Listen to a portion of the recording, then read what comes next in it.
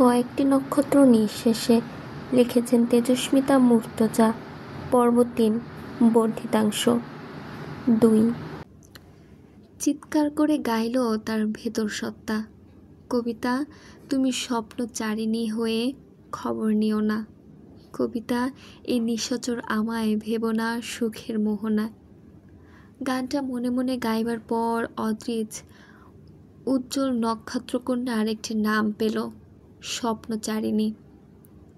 Tissue নিয়ে বসে পড়ল নয়নতারার পায়ের কাছে। নয়নতারা অপ্রস্তুত হয়ে পিছু হাঁটতে গেলে তার ডান হাত ধরে ফেলল অদ্রিজ। চুপচাপ দাঁড়াও। এত শান্ত, ঠান্ডা ও ভারী কণ্ঠস্বর নয়নতারার আগে কখনো শোনেনি। লোকটাকে তার কি চেনা চেনা লাগলো? সে বুঝতে পারছিল না। সে ইতস্তত করে বলে উঠল, আপনি এভাবে আমার পায়ের কাছে বসেছেন? জুতো কিনতে গেলে দোকানদারিরা চট করে পা ধরে জুতো পরাতে নেয়। তন্নি বেগম শিখিয়েছেন এটা কখনোই করতে দেওয়া যাবে না, এটা অসম্মান। তারা বিক্রেতা, তাদের কাছে জুতো পরিয়ে নেবার এখতিয়ার কারণেই তারা দিতে চাইলেও না। নয়নতারা অস্বস্তিতে বুঁদ হয়ে দাঁড়িয়ে রইল। সে আর বাধা দেবে না, তবুও লোকটা হাত ধরেই রাখল। পরে ছাড়ল যখন স্কার্টটা আরেক হাত দিয়ে ধরতে হলো। এত শীতল এক রেখা চুপচাপ মানুষকে কিছু বলারও পেল না নয়নতারা। অদ্রিজ টিস্যু নিয়ে নয়নতারার স্কার্টের নিম্নভাগ যথাসম্ভব পরিষ্কার করল। রাস্তার মধ্যে একটি কিশোরীর পায়ের কাছে বসা এক বিশালায়ক পুরুষ। দৃশ্যটা অদ্ভুত ও বিরল। অদ্রিজের যখন মনে হলো বমি পরিষ্কার হয়েছে, সে উঠে দাঁড়ালো। নয়নতারা অস্বস্তি কাটিয়ে চঞ্চল কণ্ঠে বলল, আপনি বাড়ি ফিরে রেস্ট করবেন, এখন আর বাইরে থাকবেন না, নয়তো আমি বলছি আপনি আজকেই একটা কঠিন অসুখে পড়বেন, মিলিয়ে নেবেন। অদ্রিজ আস্তে করে বলল, তাই? অবশ্যই তাই। নিজের অবস্থা বোঝেন না? কিছু হবে না, বললাম তো মিলিয়ে নেবেন। তোমার সঙ্গে আমার দেখা হবে, তুমি মিলিয়ে নিও। লোকটা চলে গেল। নয়নতারা বিস্মিত চোখে লোকটাকে চলে যেতে দেখল। দেখা হবে? কেনই বা আর হবে? ঋতুর কাছে গিয়ে বলল, তুমি একটাবার এগিয়ে গেলে না, লোকটা পড়ে গেলে কি হতো? ঋতু গোমরা মুখে বলল, আমি তোর মতো মাদার তেরেসা নই যে রোডে ঘাটে যার তার সেবায় লেগে পড়ব। শোন নয়ন, তোর স্বভাব চরিত্র সুন্দর, কিন্তু এই সুন্দর স্বভাবের জন্য তুই একদিন মারা পড়বি, দেখিস। দেখি, এদিকে আয়। কী বাল মুছে দিয়ে গেল সেই তাল গাছ। তান্ত্রিক বাবা দেখি, তার পবিত্র ভূমি এখনও যে চকমক করছে স্কার্টে। নয়নতারা মুখে হাত দিয়ে ফিক করে হেসে ফেলল। তান্ত্রিক বাবা? হাসবি না নয়ন, গা জ্বলছে আমার। এগিয়ে আয় দেখি। আরে ওটা স্টাইল ফুপি, আজকালকার উলফ কাটিং না কি যেন বলে। ঋতু মুখ ভেঙচে বলল, উলফ কাটিং? বেশি পেকেছিস। তোর মায়ের পায়ে ধরা খালি বাকি রেখে তোকে মার্কেটে এনেছি। ওয়াসিম ভাই জানলে আমায় কবর দেবে। সেই মার্কেটে নাই ঢুকতে কোথাকার কোন দামরা দরবেশ এসে পোশাক নষ্ট করে গেল। তুই তার ওকালতি করলে এক চড়ে দাঁত ফেলে দেব। ঋতু বসে পড়ল নয়নতারার সামনে। ব্যাগ থেকে এক মুঠো টিস্যু বের করে স্কার্টটা মুছল। তার মনে হলো কাজ হচ্ছে না। নয়ন, পানির বোতল দে তো।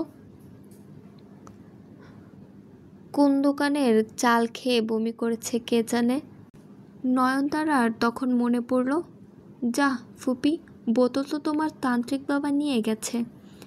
ঋতু কটমট করে উঠে দাঁড়িয়ে এক গাঁটটা মারল কপালে। এত গর্ধব তুই? শুধু বোতল কেন দিলি? টাকা পয়সা পার্সটাও সঙ্গে দিয়ে দিতি আল্লাহর নামে। তান্ত্রিক খেয়ে ফু মেরে দোয়া করত। নয়নতারা হাসতে হাসতে গলা জড়িয়ে ধরল ঋতুর। কই তুমি তখন তো বাধা দেওনি, তুমিও কিন্তু মনে মনে চাইছিলে অসুস্থ লোকটাকে সাহায্য করা হোক। ঋতু গলে যাওয়ার পাত্রী নয়। সে বলল, তুই এত সুন্দর হয়ে রাস্তায় বেরোবি না নয়ন, মানুষের নজর লাগে। আজ দেখ কেমন পোশাক নষ্ট হলো। কবে জানি তোর কি ক্ষতি হয়ে যায়। নয়নতারার হাত ভালো মতো চেপে ধরে গম্ভীর মুখে রাস্তা পার হয়ে অন্য পথে হাঁটা দিল ঋতু। নয়নতারা বলল, আমরা বাজারে যাব না? যাব, তার আগে যাব তোদের আনন্দমোহনের সামনে। কেন? ইফটিজিং করতে। নয়নতারা হেসে উঠল। ছেলেদেরকে নাকি মেয়েদেরকে? শুনো, আমাদের কলেজের ছেলেরা দেখতে খুব বিশ্রী। চুপ, পারাপারের সেতুটাকে তুলে আনি চল। ও একা একা বাড়ি থাকবে সেটা হচ্ছে না, ওকে বেঁধে হলেও সঙ্গে নেব আমি। দুজন রিক্সা নিল আনন্দমোহন কলেজের উদ্দেশ্যে সেতুকে তুলে আনতে। সেতু কেনাকাটায় পটু। রুয়াদ ও অদ্রিজ ময়মনসিংহ জেলা স্কুলের প্রাক্তন শিক্ষার্থী। এরপর দুজন ইন্টারমিডিয়েট ভর্তি হলো আনন্দমোহন কলেজে। রুয়াদরা আবার বংশগতভাবে আনন্দমোহনের শিক্ষার্থী। ওদিকে রুয়াদের দাদার দাদা অবধি, এদিকে রুয়াদের বাপ চাচা ভাই, সে নিজে, সেতু, নয়নতারা সব আনন্দমোহনে। অদ্রিজের বাপের বাড়ি ত্রিশাল, আরেক উপজেলা। বড় চাচা লেখাপড়ার সুবাদে ময়মনসিংহ শহরে বসবাস করতে করতে এখানেই স্থায়ী হয়েছিলেন। ছোট থেকে অদ্রিজও পড়ালেখার খাতিরে চাচার বাড়িতেই স্থায়ী হয়ে গেল। এরকম কলেজও এখানেই। ময়মনসিংহ ছাড়তে হলো কলেজ শেষে। ব্রাইট স্টুডেন্ট হিসেবে জগন্নাথ বিশ্ববিদ্যালয়ে biology, best of subject pharmacy নিয়ে পড়ার সুযোগ পেল। ঘাড়তেরা রুয়াদ জেলা ছেড়ে কোথাও গেল না। তার যা মেধা, অনায়াসে বুয়েটে পড়তে পারত। সে ভর্তি হলো বাংলাদেশ কৃষি বিশ্ববিদ্যালয় বায়োটেকনোলজি বিভাগে। রয়ে গেল নিজের শহরেই। কিছুদিন আগে সে নিজের প্রাক্তন স্কুলে অস্থায়ী শিক্ষকের চাকরি পেয়েছে। জেলা স্কুলের 9-10 ছেলেরা তার পাগলা ভক্ত। পারলে তারা সব শিক্ষক বাদ দিয়ে সারাদিন রুয়াদের ক্লাস করবে। রুয়াদের পড়ানোর ধরন অন্য জাতের। সে যেদিন আবৃতবীজী উদ্ভিদের গঠন পড়াবে, সেদিন সে কোথা থেকে একটা আবৃতবীজী উদ্ভিদ জোগাড় করে নিয়ে ক্লাসে আসে। যেদিন পেঁয়াজের লম্বচ্ছেদ প্রশস্তচ্ছেদ পড়াতে হবে, সেদিন সে পেঁয়াজ কাটা স্লাইস নিয়ে উপস্থিত।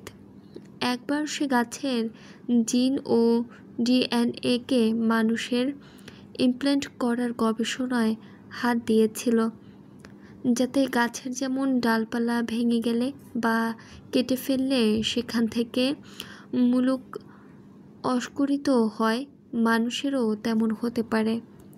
মানুষের একটা হাত কেটে গেলে সেখান থেকে ধীরে ধীরে একটা হাত গজাবে, কিন্তু আরেকদিকে বিষয়টা ক্যান্সারের পর্যায়ে চলে যায়।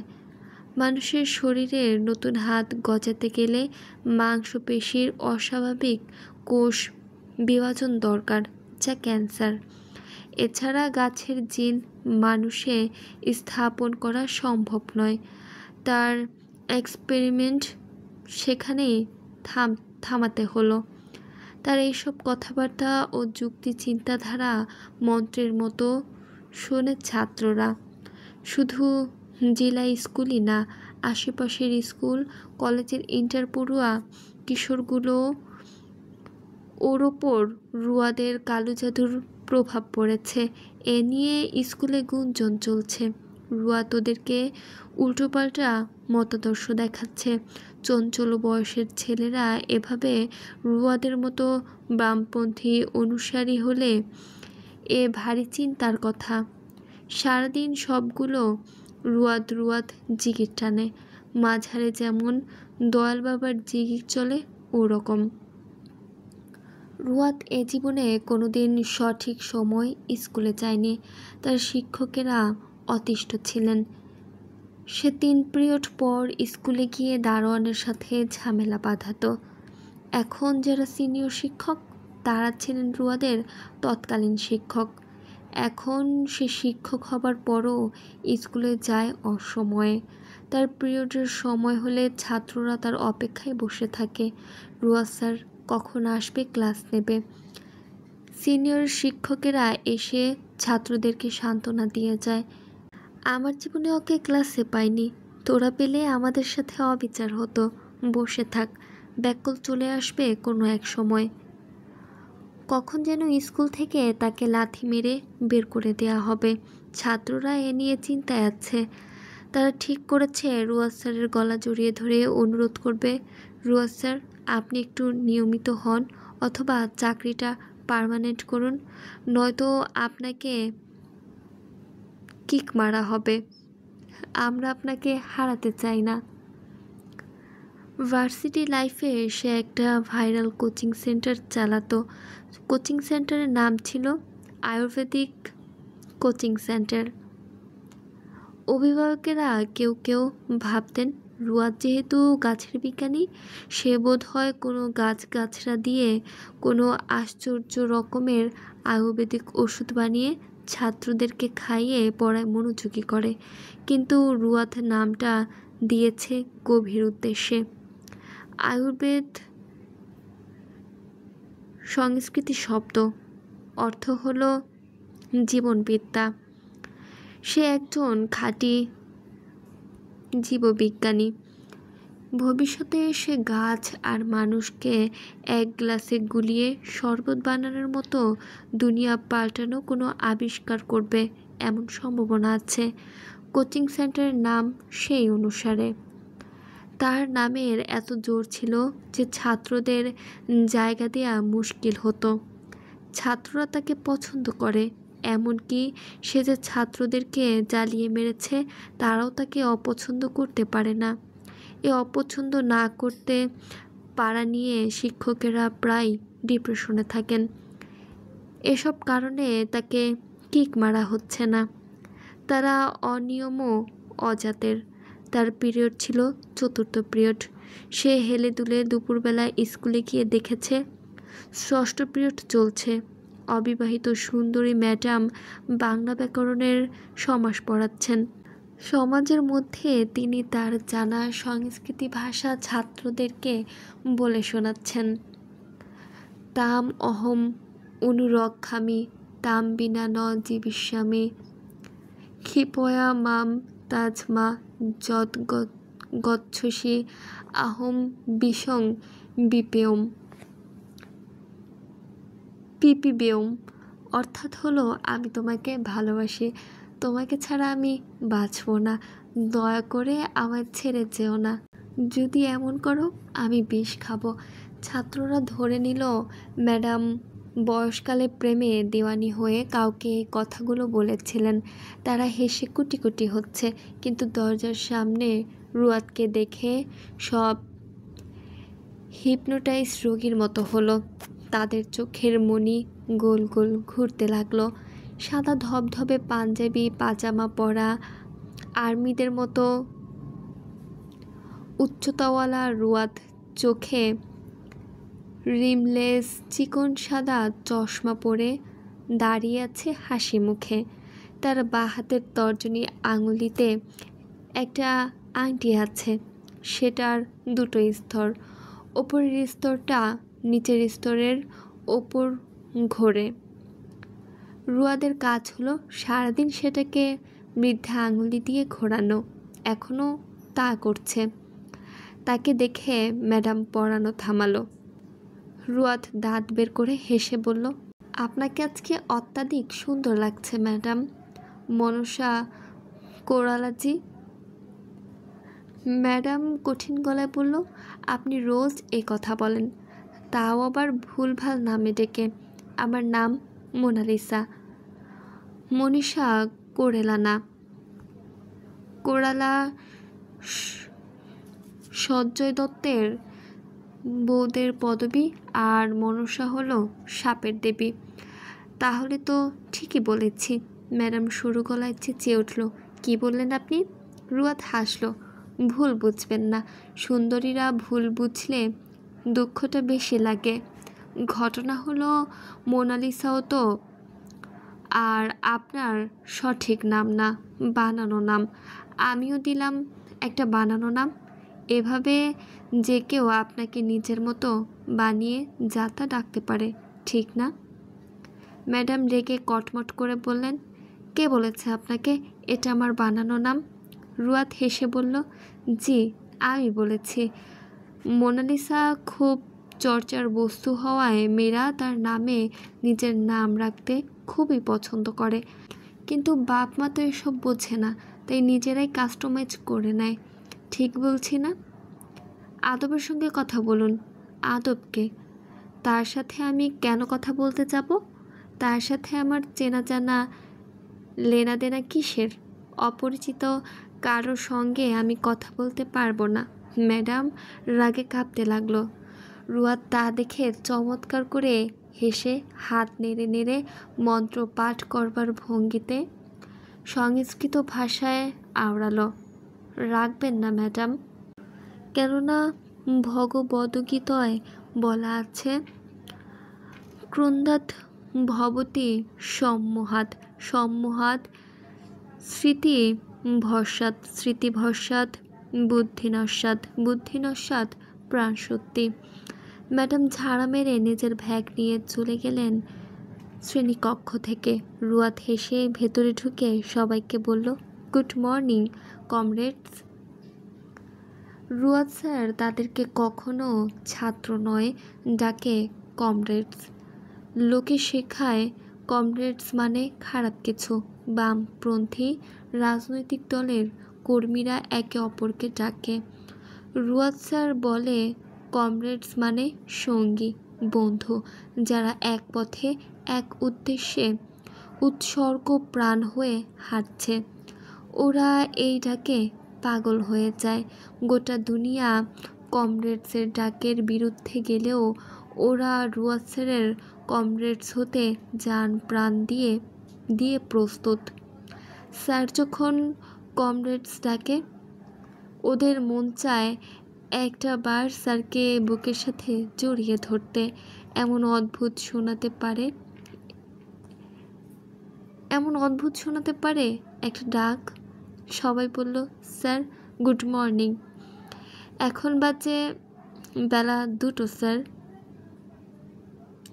যতক্ষণ আকাশে সূর্য থাকবে ততক্ষণ সকাল, সূর্য ডুবলে রাত।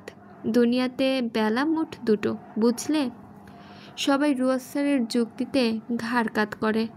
রুয়াদ স্যার যুক্তি ছাড়া কথা বলে না, সে ভুল কথা বলতেই পারে না।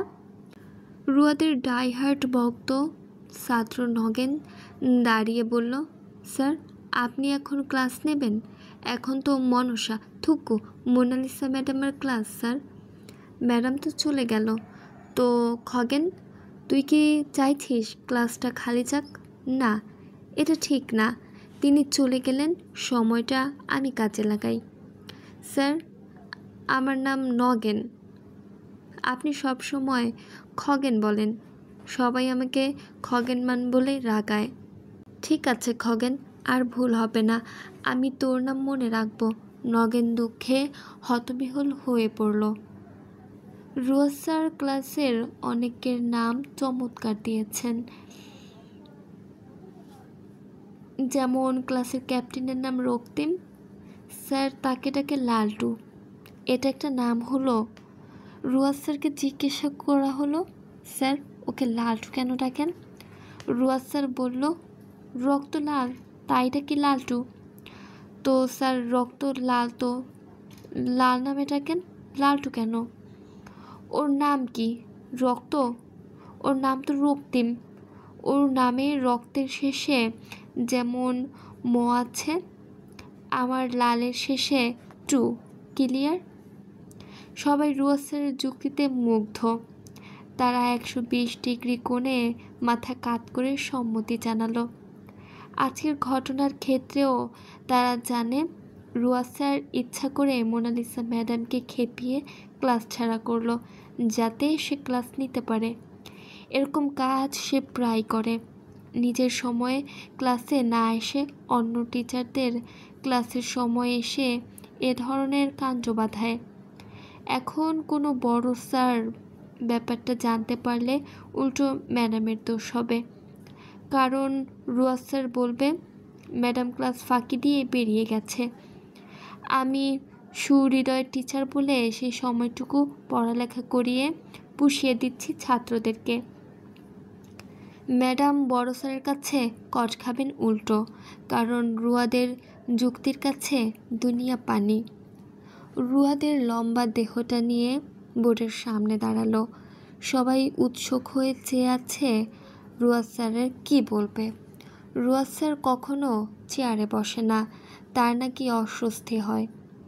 সে যখন এই ক্লাসের ছাত্র ছিল, তার শিক্ষকেরা এসে ওই চেয়ারে বসতেন। চেয়ারটাকে অসামান্য কিছু মনে হতো। কেউ ওখানে বসা অসম্ভব একটা ব্যাপার। সেই বদ্ধ ধারণা ও অস্বস্তিটা এখনও রয়ে গেছে। টিচারদের চেয়ারে বসে না, সে চেয়ারে হেলান দেবার পিঠ বোর্ডের ওপর কোনোই ঠেকিয়ে ঝুঁকে দাঁড়ায়। এটা তার স্বভাব। আজও পাঞ্জাবির হাতা গুটিয়ে চশমা খুলে টেবিলে রেখে ওভাবে দাঁড়িয়ে বলল, তোমাদেরকে যদি আমি এখন বলি আজ স্কুলের ছুটির পর সোজা বাড়ি গিয়ে ব্যাগ গুছিয়ে নিতে, আমরা রাত 11টায় সফরে বেরোবো। ব্যাস, রুয়াত এইটুকুই উচ্চারণ করতে পারল।